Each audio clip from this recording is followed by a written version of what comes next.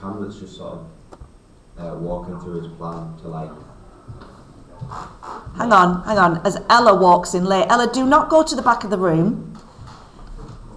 Ella's going to start giving me the 10 minutes at lunchtime that she's missed. Have you done your homework?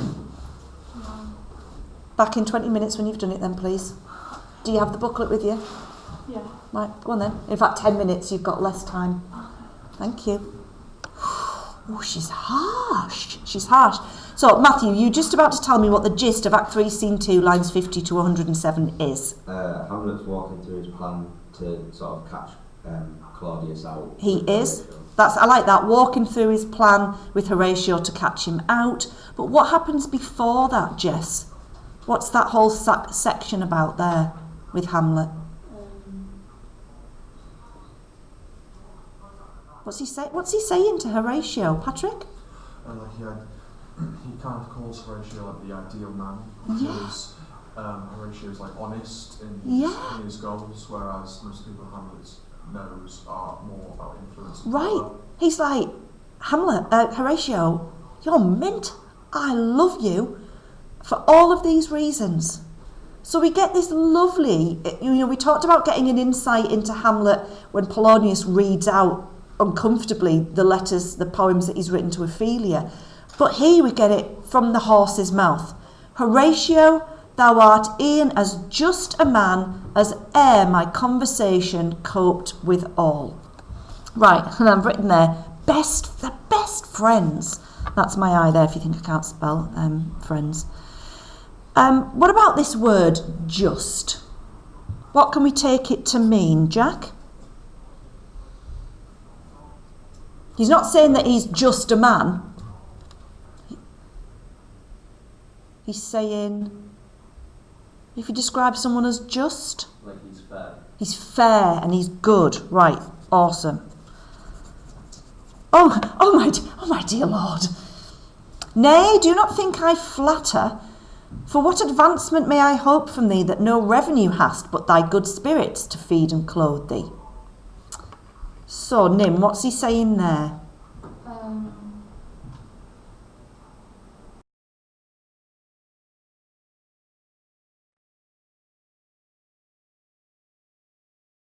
That means that you've prepped every bit and you know what these lines mean. Erin, can you help us out? You're saying how you can like get from like lines on the Yes. Because and we know where Matthew was saying there about kind of like the corruption Patrick, I think you were saying it. What can I hope to gain from thee but your good spirits? I'm not flattering you in the hope that you'll give me some money.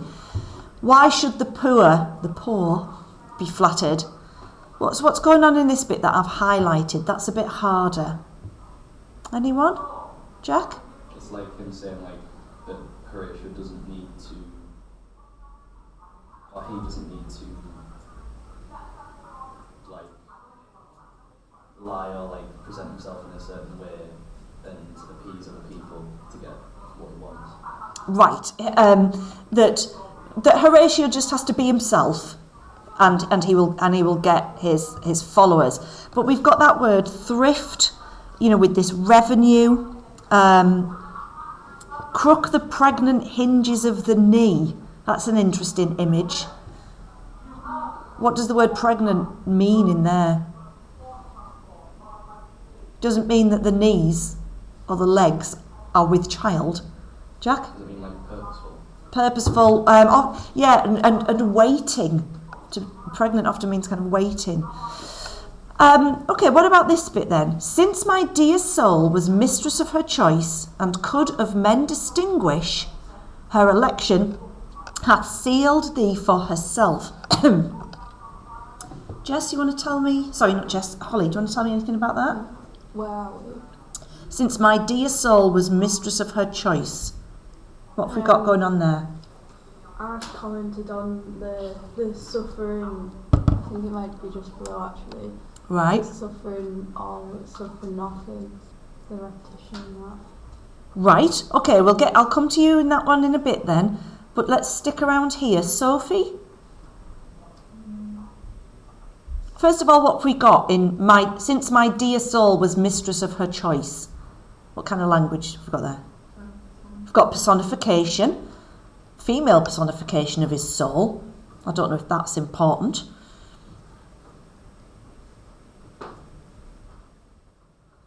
Anyone got an issue with that? Matthew? Like, it sort of makes it sound like his soul's a separate entity. Yes. In a way. So you can sort of like, I don't know how he's feeling, how he acts is like different. Mhm. I ain't got much on it. That's all I got. Yeah, that's all right, Matthew. Nim? Is he like saying that he's someone that's not passionate and that all he is? He is later on, definitely. That's definitely where he gets to. I'm just wanting to unpick this image a little bit more. Thomas? Isn't it like more to do with how he like isn't influenced by the corruption at the corner? He can choose who he wants to love. Yeah, that's a nice idea that he could. But what I'm saying is, does he?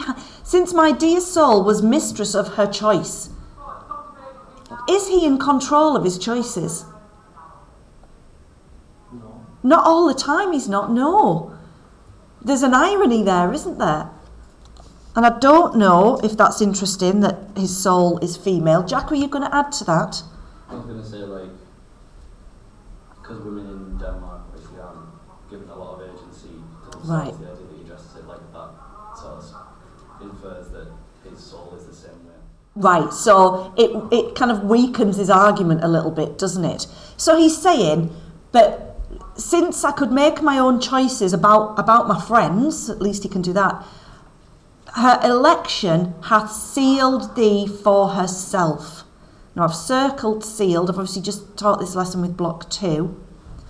And we were discussing there about like the royal seal and kind of fate as well, sealing things.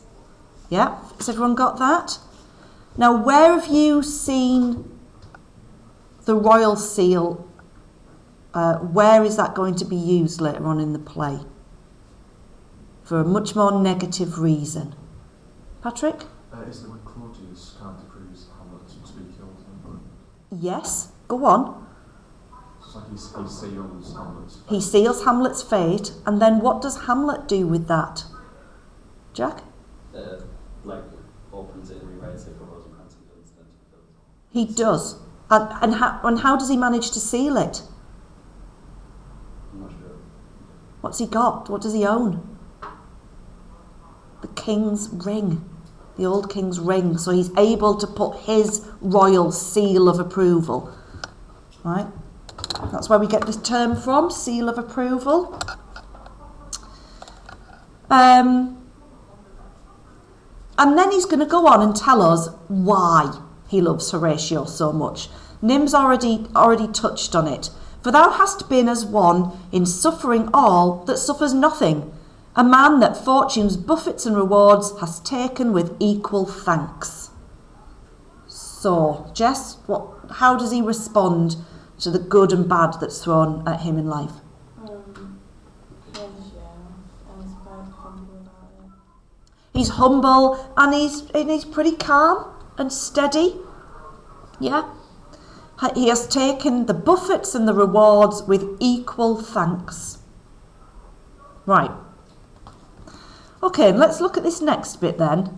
And blessed are those whose blood and judgment are so well commingled that they are not a pipe for fortune's finger to sound what stop she please. What's going on there? Anyone? Well, let's start with the blood and judgment. What's that a reference to, Nim? Is like got the courage to act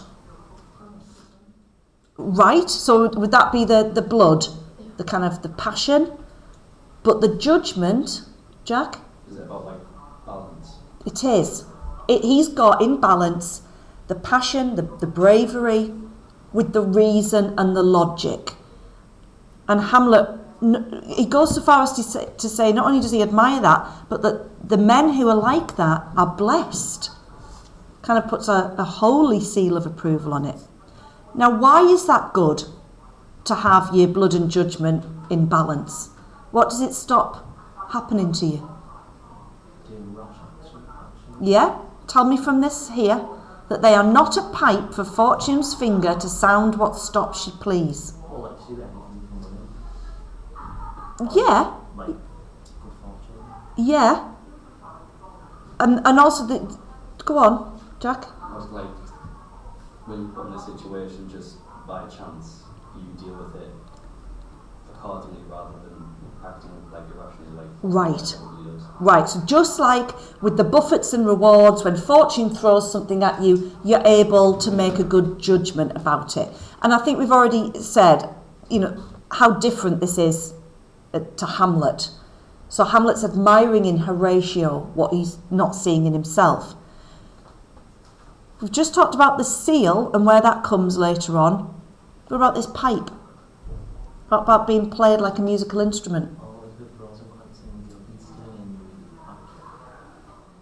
Later on in the play, yeah, we're not going to worry if we can't remember the act and the scene. We're going to say further in the play again with Rosencrantz and Guildenstern, because they're the opposite of Horatio. They're not to be trusted. They're completely doing what they're doing to get the favour from the king and queen, aren't they? Does anyone know the quote from later on? Can you all put a little asterisk there then? I want you to find that by the end of the lesson, how you could actually make that link. Give me that man that is not passion's slave, and I will wear him in my heart's core, aye, in my heart of heart, as I do thee. Right. Megan, what's he saying there? Is it not that he appreciates how he doesn't is abused or how honest he is? Yes, he does. And where would you focus in on that line? Passions. The passion slave. So we've got personification, metaphor again. Is Hamlet a victim? Is Hamlet a slave to passion? He can be, can't he? And we might start to think about why this scene is so important in showing us the differences between these two men. Unlike Polonius, Hamlet gets a bit of a grip on himself here and he goes, something too much of this. Right, okay, all right, I've gone on too long about this.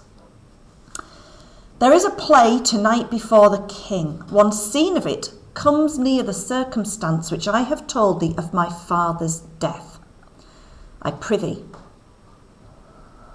You done? Yeah. When thou seest that act afoot, even with the very comment of thy soul, observe mine uncle. Right. Patrick? He's saying that, he's already told Horatio of what the ghost has told him about his father's death, and that the play is going to replicate that murder. Yep. And that they have to observe Claudius's reaction to the play to see how he reacts to the events. Lovely. So now, we wouldn't want to put any of that in our essay. That's just for our understanding, isn't it? Because the examiner knows that as well. Look at the things that I've highlighted. And they're not, again, I'm not highlighting everything that you would write about. Observe mine uncle. Jess, why use uncle there? He's not like calling his father like he wants to be detached from him. Okay, I'll go with that. I think there's a bigger reason. Erin? No, because he's not calling him like the king because he's not rightfully the king. He's not referring to him as the king because he doesn't believe he's rightfully his father. So similar to what Jess is saying, but I think there's another reason why he doesn't call him king. What's he asking Horatio to do? Treason. It could be viewed as treasonous. It's certainly a little bit morally ambiguous, isn't it? Want you to spy on the king. So he doesn't say king, he says mine uncle. Doesn't make it sound as bad. What about this occulted guilt? Where does that lead us, Sophie?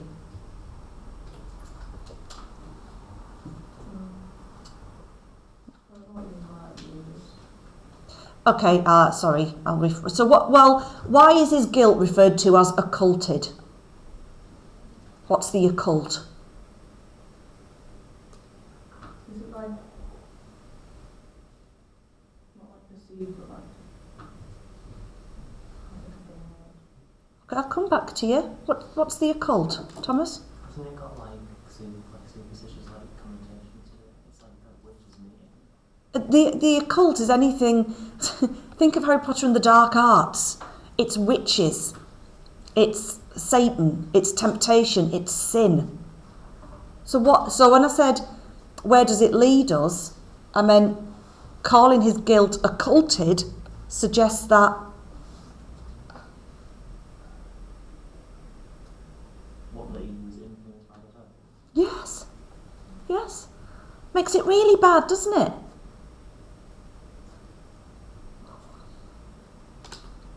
What's Vulcan's stithy? Nim. it's an allusion to the Roman god Vulcan and is connected to destructive powers of fire. Right, good. Ella, do you want to add to that? So how's it being used? So again, we're never going to tell the examiner, Vulcan's stithy means. I want to know why it's there. It's a simile. How is it being used?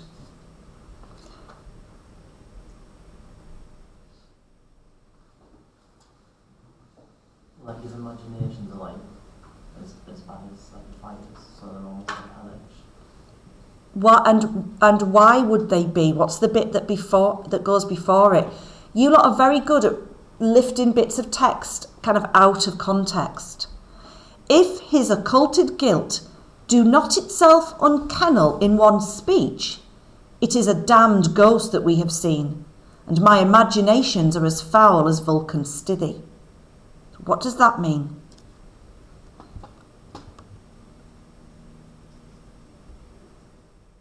Like you said, you'd prep this. If he doesn't react, Then the ghost would have been like lying. then the ghost was lying. It is a damned ghost that we have seen. And my imagination, and then he says, and it'll be on me, because my imaginations will be as bad as this kind of hellish workshop. If you're not getting this level of detail out of your preparation, you're not getting out of band 4, right? You're missing the juicy stuff to tell me the obvious. I don't want anyone paraphrasing and just telling me, this means this. That is not band 6. Right. Give him heedful note, for mine eyes will rivet to his face, and after we will both our judgments join in censure of his seeming. Right. Rivet is a... Megan, what kind of technique is that? Metaphor. It is a metaphor. Is it just before qualification as well? Yeah. Yeah, I can't actually read it. No. You wouldn't want it to, would you? Glad to see you've got your glasses on. Miracles do happen on a Monday. Well, my lord, if he steal aught the whilst this play is playing, and scape detecting, I will pay the theft. So how many of you annotated that little bit there and worked out what it meant? Because I think what you're doing is, when you're prepping these scenes, you're just skipping over the hard bits and waiting for me to go through them in the lesson. Jack? Is he saying like, if like Claudius gets away without revealing anything, then Horatio will take responsibility? Yeah. for that? Yeah. If he does anything that's a bit suspicious, I'll be on it. But look at the language he uses. Steal and theft. So let's hone in on those a bit. Go on, Jack, keep going. So, like, as like a metaphor in the sense that like because he's stealing it, it's like it's almost their owed this reaction. That's interesting that they're owed the reaction. What does it also perhaps imply? That noise is my naughty students walking in because I sent them away because they hadn't done their homework. Although I have been kind and recorded this so they can watch it later. It seems to imply that Horatio does already think he's guilty as well if he's referring to him in that way. Right. Oh, hang on, what's happened there? Sorry. And then the action changes, the tone changes. They are coming to the play. I must be idle, get you a place. Now, the reason I've continued the scene this far is because it shows us a really nice contrast. Who Hamlet is when he's in private with Horatio, and he's reasonable, he's using his logic, he's been very loving towards Horatio. And then King Claudius comes in and Hamlet has to put his antic disposition back on. He's got to start acting mad again, hasn't he? I have nothing with this answer, Hamlet. These words are not mine. Oh, excuse me. No, nor mine now. What does that mean? All the being sensible at home, like, Yeah, he's been just very literal. These words are now out there in the ether. They don't belong to anybody. He's just playing with him, isn't he? My lord, you played once in the university, you say. That did I, my lord, and was accounted a good actor. What did you enact? I did enact Julius Caesar. I was killed in the Capitol. Brutus killed me. Why? Why is this here? Matthew? Dramatic irony. Yep. Bit of foreshadowing. well, like Julius Caesar is like a dictator, so it's like alluding to like Romans like misusing his power. Yeah. Political interferers get killed, get deaded. Political interferers, is that a word? It was a brute part of him to kill so capital a calf there. Be the players ready. Right. A brute part, so capital a calf. What does that mean? Right. Yeah. Tell me something interesting though. Anyone? Charlotte? Could be like about a calf doesn't mean He could, yeah, like slaughter. slaughter, yeah, good. Katie, were you going to say that? Yeah, okay. Be the players ready. What's going on with this? If we said the first bit was about showing how Hamlet respects Horatio because he's got all of the qualities that he wished he had. You know, he's reasonable, his blood and judgment are so commingled that he's not impulsive or rash. And then this bit moves us on to what about the play? That everything's... What are they talking about? That everything's performance. Everything's an act. Once he's in that public place again, he has to act mad. Polonius has been an actor. Claudius doesn't really know what's going on.